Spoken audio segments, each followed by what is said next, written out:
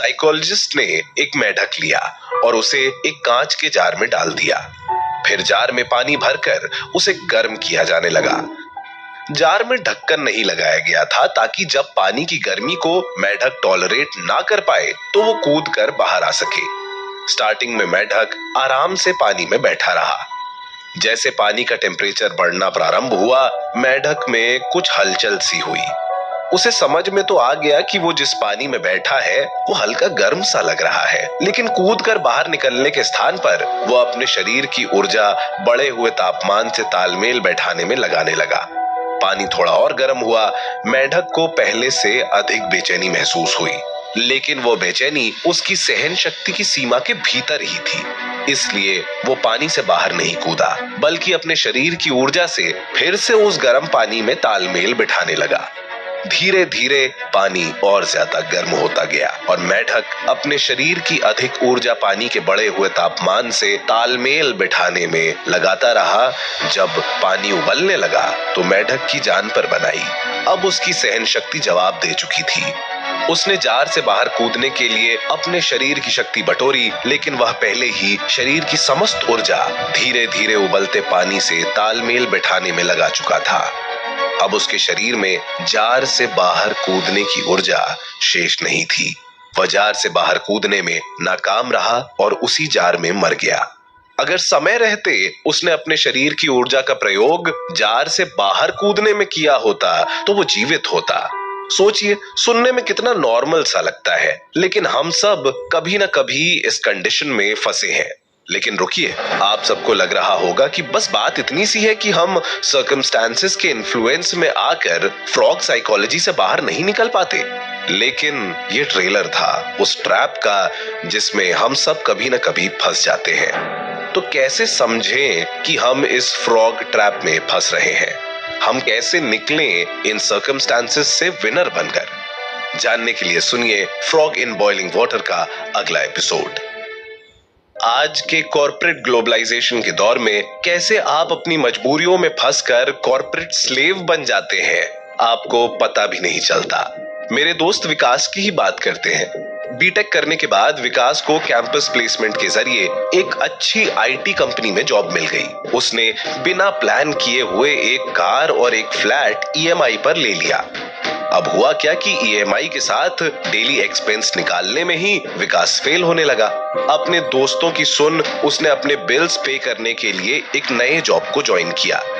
लेकिन जिस work profile पर विकास ने ज्वाइन किया था, उसके वर्क प्रेशर और वर्क एनवायरनमेंट बिल्कुल विकास की ड्रीम जॉब से अलग था। लेकिन ईएमआई का प्रेशर उस पर इतना रहता कि वो इस जॉब को बहुत सारी डिस्कम्फर्ट्स के बाद भी करता रहा। विकास ने कुछ समय बाद ये बात अपने बीटेक के एक सीनियर को बताई। उन्होंने विकास को समझाया कि जो हो गया सो हो गया, let's fight to get out of this. अपने कंफर्ट्स और डिस्कम्फर्ट्स को समझो, ये डिसाइड करो कि तुम्हारे लिए क्या जरूरी है। सोसाइटी को क्यों क्या पसंद है, उसके हिसाब से अपनी लाइफ का पाथ मत सेट करो, नहीं तो हमेशा इसी उलझन में उलझे रहोगे और लाइफ में कभी एक सही रास्ता नहीं ले पाओगे। उसके बाद विकास ने सारी चीजों को रीथिंक किया। एक अच्छे प्लान के साथ उसने लाइफ के एक सेक्टर पर काम किया और आज विकास एक सेट लाइफ जी रहा है। क्योंकि हम सबको ये समझना पड़ेगा कि लाइफ में हार्ड वर्क और डिस्कम्फर्ट से ही रिजल्ट मिलता है। लेकिन बहुत लंबा डिस्कम्फर्ट आपको फ्रस्ट्रेट और फेल करने लगता है। इसलिए उठिए और रीथिंक करके प्लान कीजिए। किसी ने क्या खूब कहा है, हिम्मते मर्दा मदद खुदा।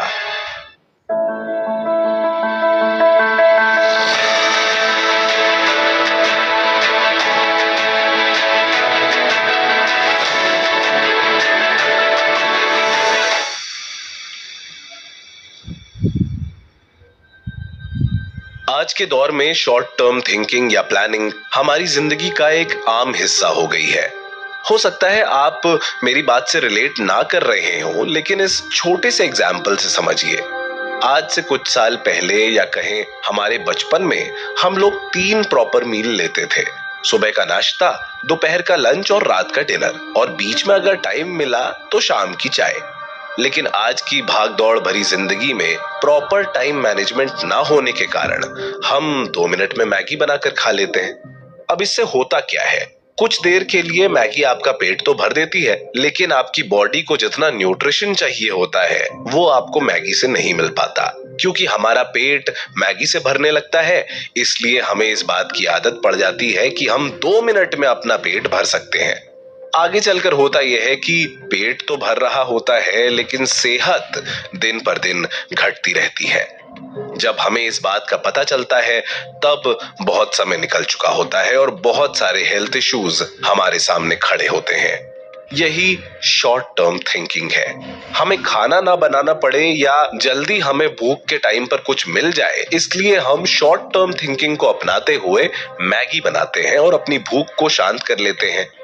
ये शॉर्ट टर्म थिंकिंग आपको frog in a boiling water वाले जाल में फंसा देती है, क्योंकि वहां पर भी तो मेढक को ये लगने लगा था कि पानी धीरे धीरे गर्म हो रहा है और उसको इसकी आदत पड़ गई थी, जैसा हमें मैगी की पड़ जाती है। चलिए एक और एग्जाम्पल लेते हैं। हम में से बहुत सारे लोग किसी न किसी कंपटीशन, यूपीएससी, एसएससी या फिर सरकारी नौकरी की तैयारी करते हैं, जो कि उनकी लाइफ का लॉन्ग टर्म गोल होता है। लेकिन जरूरतों की वजह से, अपने शौक के कारण हम इसी दौर में छोटी छोटी नौकरियां कर लेते हैं, और वो नौकरियां पैसे तो देती हैं लेकिन हमें अपने लॉन्ग टर्म गोल्स और एक सेटल्ड भविष्य से दूर कर देती हैं। इसका मतलब क्या शॉर्ट टर्म थिंकिंग खराब है? देखिए, इस दुनिया में हर चीज के दो पहलू होते हैं, एक अच्छा और एक बुरा।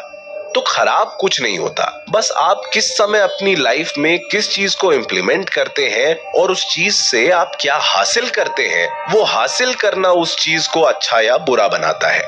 अगर आप अपने लॉन्ग टर्म गोल को छोटे छोटे शॉर्ट टर्म प्लानिंग में तोड़ लें और इन सारे शॉर्ट टर्म गोल को आप एक एक करके हासिल करें, बिना अपने लॉन्ग टर्म गोल को भूले, तो यकीन मानिए मंजिल आपके कदम चूमेगी। इसको ऐसे समझते हैं कि अगर हमें एक प्लॉट लेकर मकान बनवाना है और हमारे पास ज्यादा पैसे नहीं है, तो हम एक छोटा अमाउंट इकट्ठा करते हैं और उससे डाउन पेमेंट करते हैं। फिर एक छोटी रकम की ईएमआई बनवा लेते हैं जो हर महीने हम पे करते रहते हैं। इससे होता क्या है कि हमारे लॉन्ग टर्म गोल यानी हमारे घर का सपना पूरा हो जाता है। इसलिए अपने लॉन्ग टर्म गोल फिक्स करिए, उसको छोटी छोटी शॉर्ट टर्म प्लानिंग में तोड़िए, अच्छे टाइम मैनेजमेंट के साथ उसको इम्प्लीमेंट करते हुए उस मंजिल पर पहुंचिए जहां आप पहुंचना चाहते हैं। और इससे क्या होगा कि आप frog in the boiling water वाली साइकोलॉजी में नहीं फंसेंगे। इसलिए प्लान करिए, क्योंकि किसी ने कहा है कि बिना विचारे जो करे सो पाछे पछताए, काम बिगाड़े आपनो जग में होत हंसाए।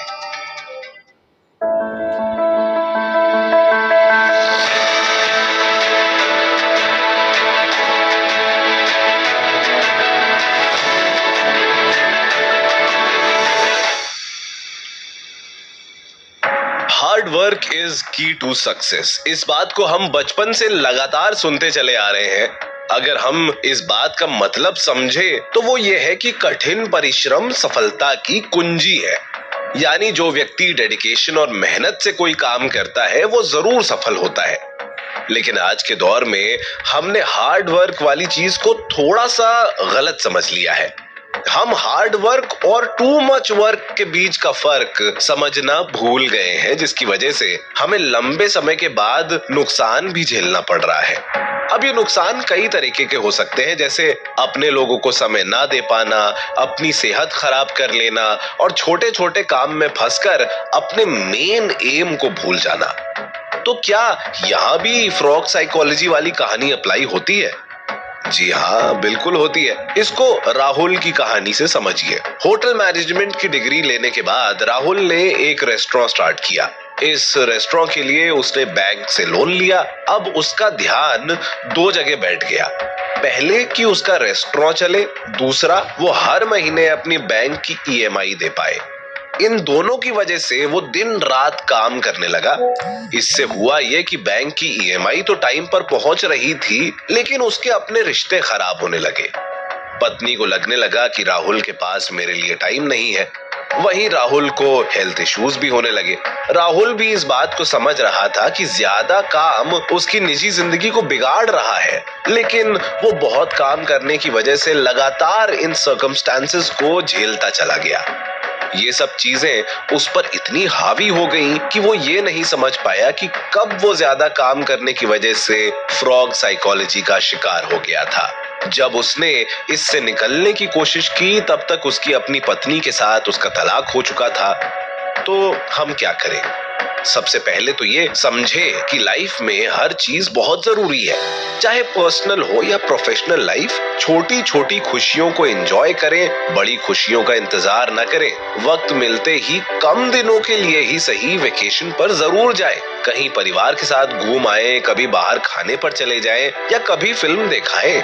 अपनी हॉबीज के लिए समय निकालें, उन चीजों के लिए समय निकालें जिनसे आपको खुशी मिलती है। कुछ नहीं तो अपने घर के आसपास वाले पार्क में ही घूम आए। अपनों के लिए समय निकालें। ये सब करने के लिए आपको डेली के बोरिंग रूटीन से ब्रेक मिलेगा और आपका मूड भी फ्रेश हो जाएगा। देखिए, हम आपको सॉल्यूशन दे सकते हैं, लेकिन अप्लाई तो आपको ही करना होगा।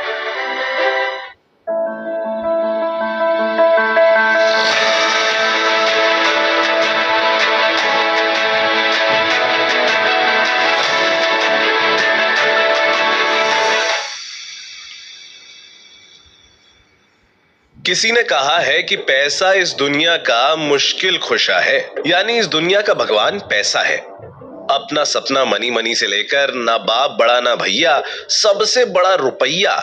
इसका मतलब आपको बताने की जरूरत नहीं है। अब पैसा क्यों जरूरी है ये भी आपको बताने की जरूरत नहीं है। इस पैसे के पीछे की जो मैराथन है वो कई बार हमें ऐसी कंडीशन में डालता है कि हम चाह कर भी नहीं निकल पाते, और जब निकलना चाहते हैं तब फ्रॉग इन बॉइलिंग वाटर वाली साइकोलॉजी हमारे सामने खड़ी होती है।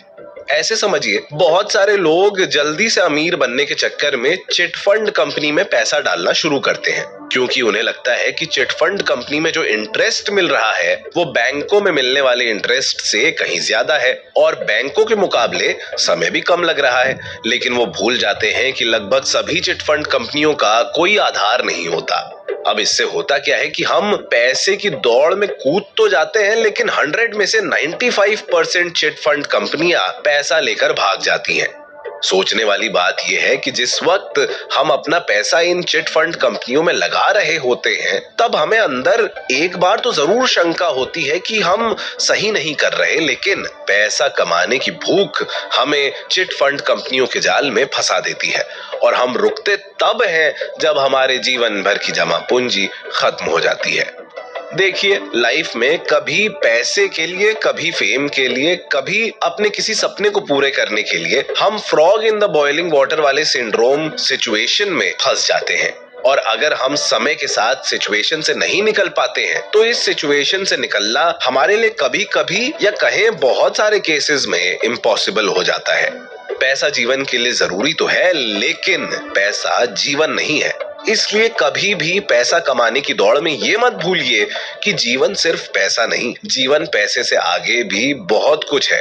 रुकिए, सोचिए, समझिए और बिना किसी मुश्किल में फंसे हुए पैसा कमाने का एक सरल रास्ता बनाकर धीरे धीरे बढ़िए, लेकिन अपनी मंजिल पर जरूर पहुंचिए। आपको कछुए और खरगोश वाली कहानी आज भी याद तो होगी। हमें खरगोश नहीं बनना, हमें वो कछुआ बनना है जो धीरे धीरे चलकर अपनी मंजिल हासिल कर लेता है।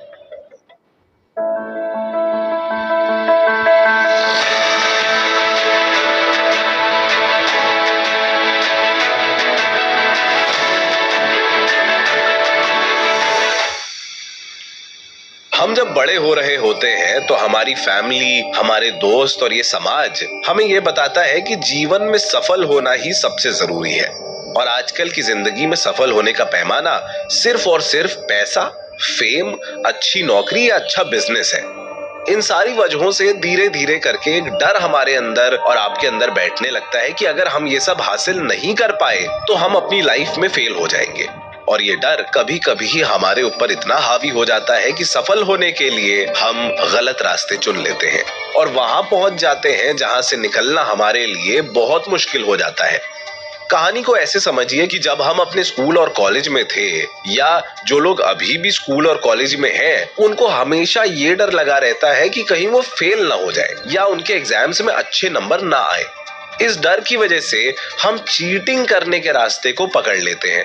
कभी अपने दोस्तों या अपनी क्लासमेट की कॉपी में झांकना हो या फिर चिट बनाकर ले जाना हो। फेल होने का ये डर हमें frog in the boiling water वाली साइकोलॉजी के जाल में फंसाने लगता है, और बहुत सारे लोग इस डर से जीवन भर नहीं निकल पाते और वो गलत रास्ते को पकड़ लेते हैं।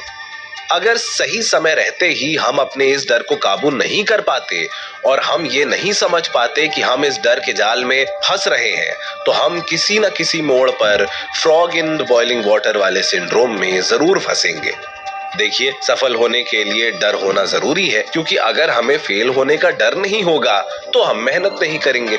लेकिन इस डर को अपने ऊपर इतना हावी ना होने दीजिए कि आप मेहनत के बजाय कोई ऐसा रास्ता पकड़ लें जो आपको ऐसे दलदल में फंसा दे कि जहां से निकलना बहुत मुश्किल हो जाए। इसलिए डर को अपने वश में करना सीखिए, क्योंकि अगर आपने इस डर को अपने वश में कर लिया तो आप कभी ऐसी सिचुएशन में नहीं फंसेंगे जहां से निकलना आपके लिए मुश्किल हो, और सफलता हमेशा आपके कदम चूमेगी।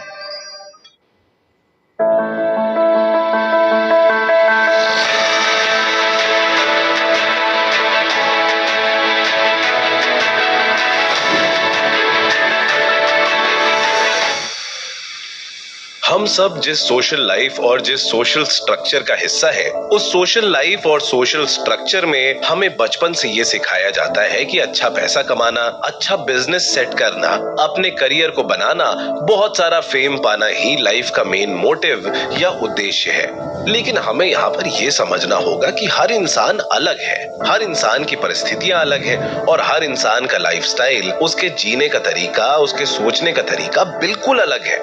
इसलिए हम अपनी तरह से अपनी जिंदगी को बनाएं। हम जब भी लाइफ के किसी मोड़ पर अपनी जिंदगी को समाज या उसके लोगों से कंपेयर करने लगेंगे, तब हम जल्दी जीतने की चाह में इस frog in the boiling water syndrome में फंसने लगेंगे। और एक बार आप इस सिंड्रोम में फंस गए तो यहां से निकलना थोड़ा सा मुश्किल हो जाता है। इसलिए जल्दी जीतने की चाह में कभी ऐसे रास्ते को ना अपनाएं जो आपको लाइफ के उस मोड़ पर लाकर खड़ा कर दे जहां से आप ना निकल पाए। अपनी लाइफ को अपनी तरह से समझिए। अपनी लाइफ को कभी किसी से कंपेयर मत करिए। जब आप अपनी लाइफ को दूसरों से कंपेयर करना बंद कर देंगे तो आपके अंदर सेटिस्फैक्शन जन्म लेगा, और ये सेटिस्फैक्शन आपको लाइफ में कभी भी frog in the boiling water syndrome में नहीं फंसने देगा। अब चलते चलते इतना समझ लीजिए कि आप ही अपने लाइफ के क्रिएटर और डिस्ट्रॉयर होते हैं। अपनी लाइफ को कैसे बनाना है ये आपके हाथ में होता है। अपनी लाइफ को कभी भी कहीं भी उलझने से पहले उस गर्म पानी में बैठे हुए मेढक के बारे में इमेजिन कीजिएगा, जो आपको बता रहा है कि वो तो इस गर्म पानी से नहीं निकल पाया, क्योंकि जब तक वो इसको समझता बहुत सारा समय निकल चुका था। लेकिन आपके पास अभी भी समय है, और